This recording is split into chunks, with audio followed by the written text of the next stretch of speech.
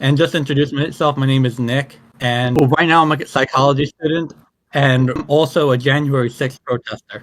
I decided, okay, I'm going to go to the MAGA Million protest in Washington, D.C. And the day after, there was a walk away protest. So this middle-aged woman, I would say like 40s or 50s, right? She pulled me to the side as I was walking away from that protest. It's like around that corner. She's looking at my foot, and all of a sudden, I start feeling my foot just feel warm on the inside. It's as if like all the cells and like molecular structures of my foot started like reattaching. Yeah, no. Is she doing? It was Is like, she saying you anything? could feel kind of like a pulse of energy going through my foot. Is she? Who we got next? Cool. Yeah, we got Nicholas. Let me bring Nicholas in. Oh, now I'm worried they're gonna block the sun out with drones. Oh well, and we need vitamin D, man. So, hi, Nicholas. Are you with us? Hello, I'm here. What's up, man? How are you? Can you hear us? Oh, sorry. Hello. Hello. Hey. Oh, there we Cool. go. There you are.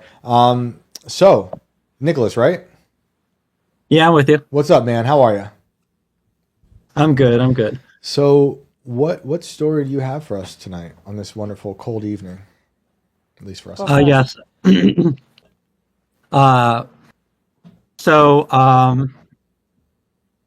So this happened back in 2020. And okay, so let me introduce myself, because the interesting thing about this story is that if you look at all the details, I'm sorry, can you repeat that? Oh no, you're good. You're good. We didn't say anything. Okay.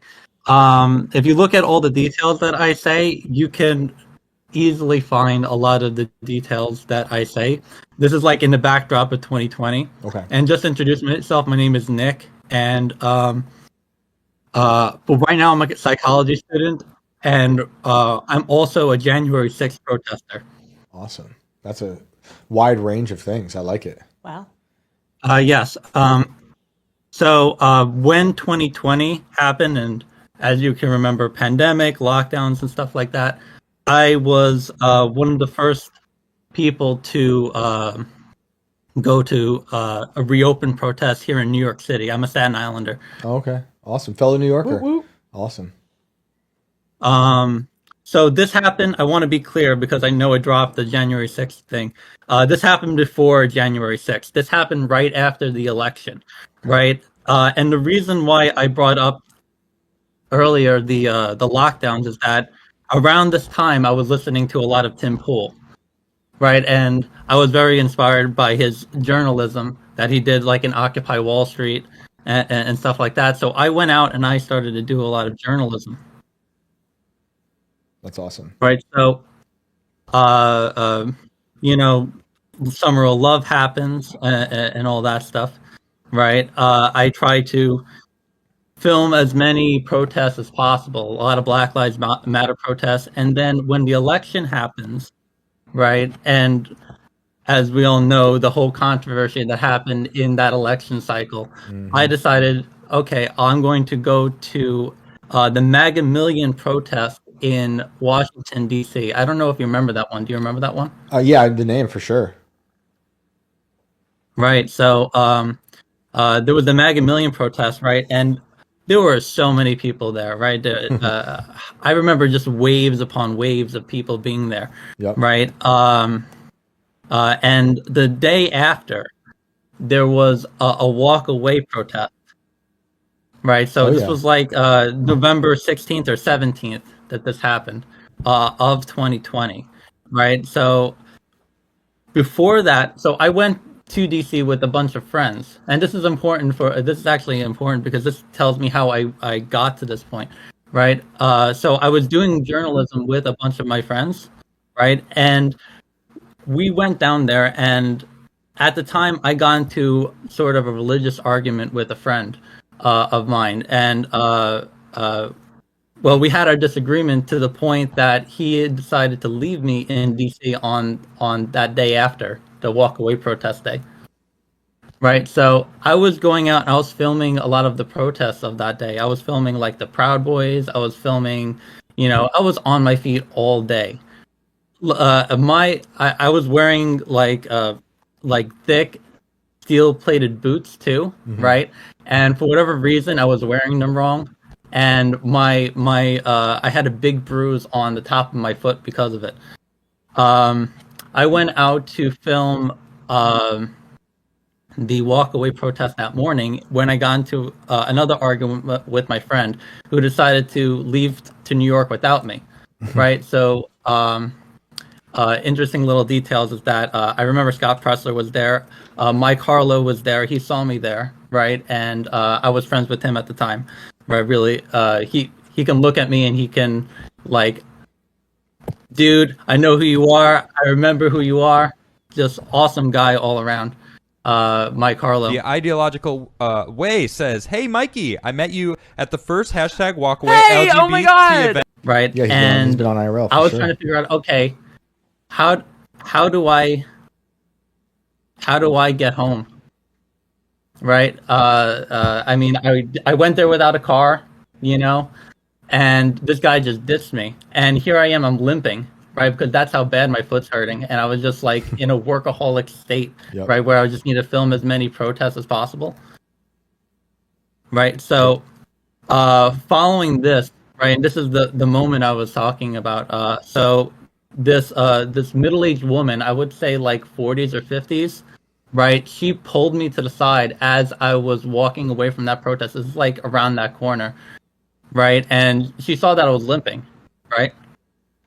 So unfortunately, I don't have footage of this. It would be great, but I hope all these details can help like put a tangible time and place for this event, because she had seen me, right?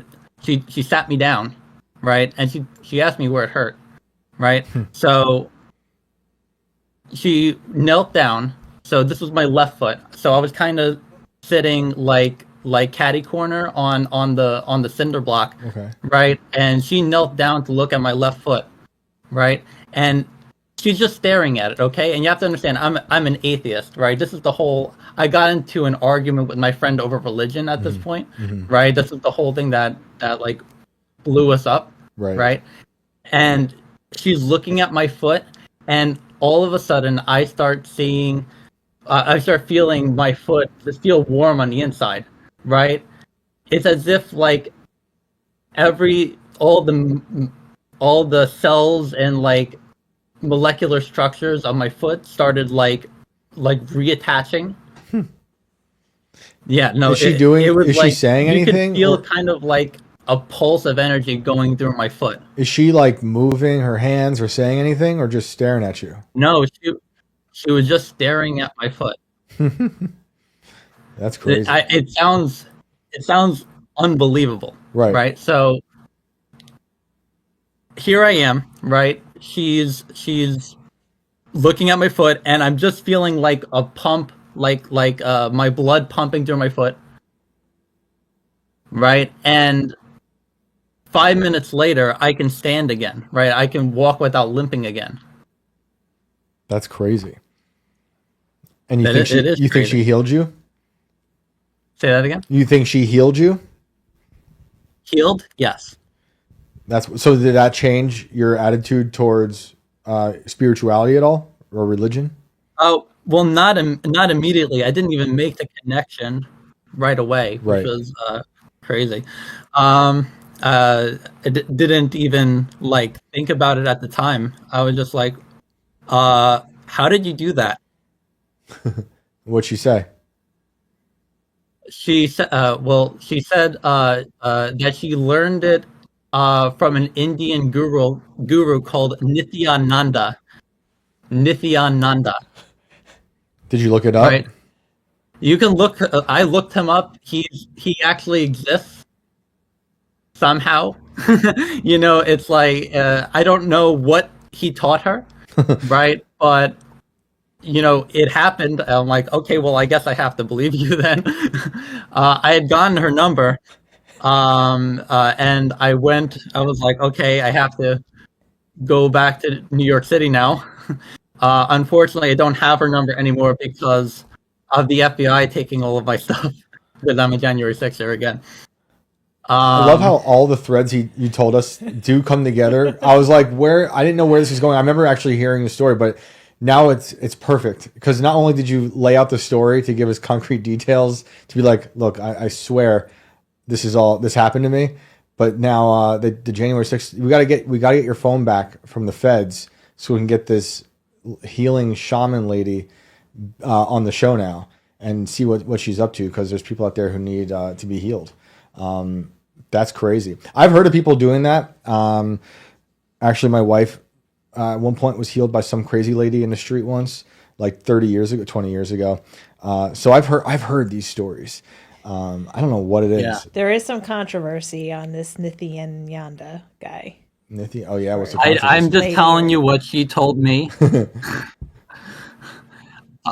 I can't even say that this person is legitimate, but I can say that the person who healed my foot is legitimate. Like, That's fair. That's you fair. know, Hey, if it worked, Yeah. I guess that's all that matters. Now, if she could only work on like overturning all the charges, if Trump doesn't, we gotta get a hold of her. yeah. How do you spell it? Hopefully. I mean, they say I don't even have some of my stuff that they actually took. So Yeah, that's crazy. who knows if I'll ever get that back? Nithyananda, Nithyananda.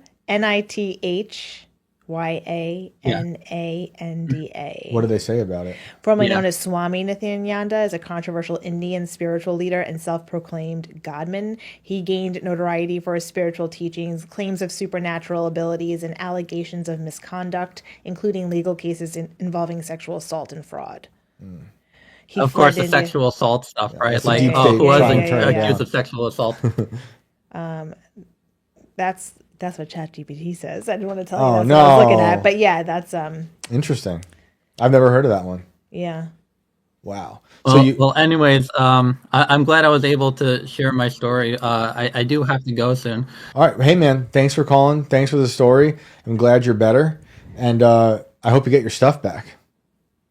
Oh, I hope so too. It was a pleasure talking with you. Thanks, You man. too. Have a good night. Someone super chatted us. Let me go ahead and